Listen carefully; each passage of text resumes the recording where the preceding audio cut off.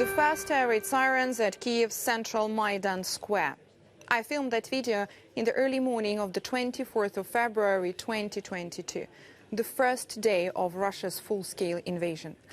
While Moscow bombed cities across Ukraine, its forces crossed Ukrainian borders trying to take over territories. By the 5th of March, 2 weeks into the war, Russian forces were just a few kilometers away from the capital, Kyiv. Not for long, though. The UK Defence Ministry says by April, Russia realized its strategy had failed and focused on expanding and formalizing its rule over the Donbas and the south. It has also continued its heavy shelling. During this year, Russia launched almost 5,000 missiles, made almost 3,500 airstrikes and over 1,000 drone strikes against Ukraine.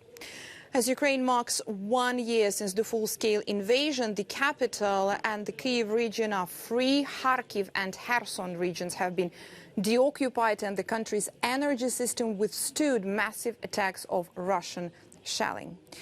Ukrainians did not surrender then and did not get scared of no electricity, no heating and no water when almost half of the country's energy system was disabled.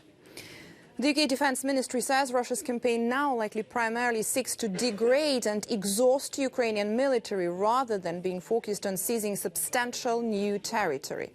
At the same time, the Kremlin appears to be setting conditions for false flag operations on the Chernigovской region international border and in Moldova, claims the Institute for the Study of War, adding that Vladimir Putin's recent speeches did not offer specific goals or objectives for the war in Ukraine, but instead continued generic rhetorical lines of effort aiming to prepare the Russian public for a protracted war in Ukraine.